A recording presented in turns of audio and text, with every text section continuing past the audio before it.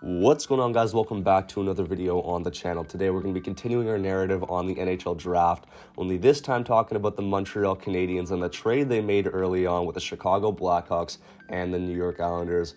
A very interesting one. It came completely out of the blue. I did not expect it, but in this video I want to talk about my thoughts, who I think what the winners are in this trade, the losers, and what I think this means going forward for all the teams involved.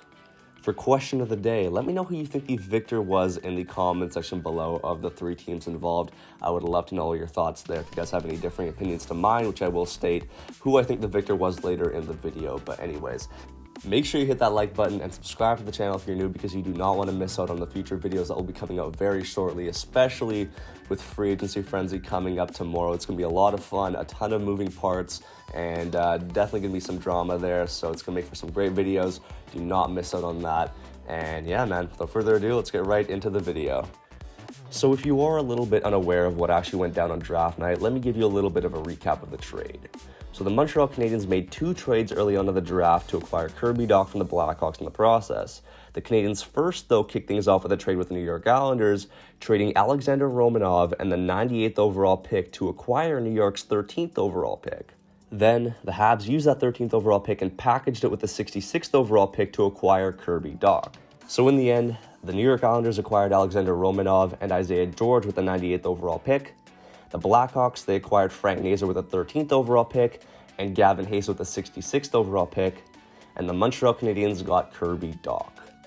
Now, I've seen a lot of Canadiens fans be pretty upset to see Alexander Romanov go, and although he was a pretty good defenseman with some good upside and he was still young and whatnot, I don't think this is as big of a loss as people are making it out to be, because at the end of the day, I remember a lot of instances throughout the year where Alexander Romanov was actually scratched because the defensive depth was just too big on the Montreal Canadiens. You have guys like Edmondson, Petrie, Gouli, Savard, and you did have Sherratt before, but I mean, at the end of the day, it's still pretty decent if you're looking at this right now.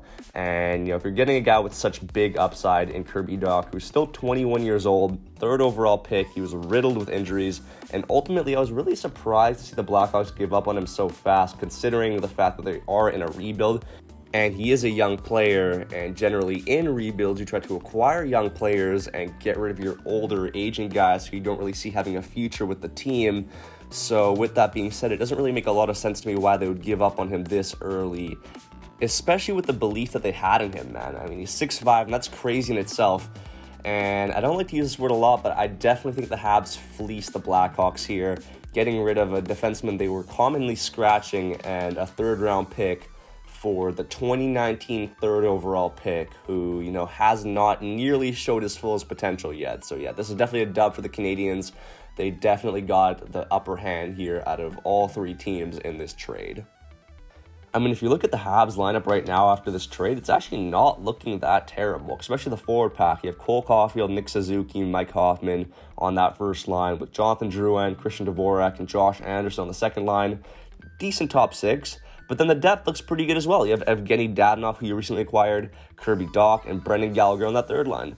That's a decent top nine. I'm not saying it's anything crazy, but it's not bad, right? So I think this can definitely do some damage. And with Carey Price back next year, I mean, you never know. I mean, I'm not saying they're going to be a playoff team next year. They probably won't be, but they'll definitely be in the mix. They'll be competing with different teams. It definitely won't be as disappointing as last year, where you're just getting blown out every game. And I mean, with drafting Slafkovsky first overall, who, keep in mind, already looks like an NHL-ready player, dominating in the Olympics and the World Championships, I honestly think he has a really good shot of making the team next year. And if he does, who knows what he's going to be able to do, man. It's going to be really exciting to see. But anyways, man, I'm getting a little bit carried away here. I'm excited to see what this team is going to look like next year, but we can't keep our hopes up too high, because they did have the season they did have last year. So let's keep that in mind. They'll definitely be better, but who knows how good they're going to be. Let's leave that up to next year. But back to what we were talking about in the video, man. The Chicago Blackhawks, they made some pretty interesting moves, and ultimately I do think they find themselves as the bottom feeders here in this trade. I mean, Frank Nazar, going to be a very good player, a creative guy, fast, skilled, all that stuff. But the question remains, man, is he really worth giving up Kirby Dach? I don't know. He might be, but 6'5", and he had a lot of promise going into the NHL, and he's been ruled with injuries, so this is definitely a little bit of a risk. The third and final team involved in this trade, the New York Islanders, definitely fall in the middle grounds here, because I feel like although Alexander Romanov is a decent return, I don't really see the need as to why they actually did this trade, because I feel like, quite like the Montreal Canadiens, the Islanders are a really good team on D. They have Dobson, Pelech, Pollock, Scott Mayfield, and now they're adding Alexander Romanov to an already stacked list. And I feel like they could have got someone pretty good with that 13th overall pick, perhaps a forward that could have helped them with their scoring, because that's something that they do struggle with.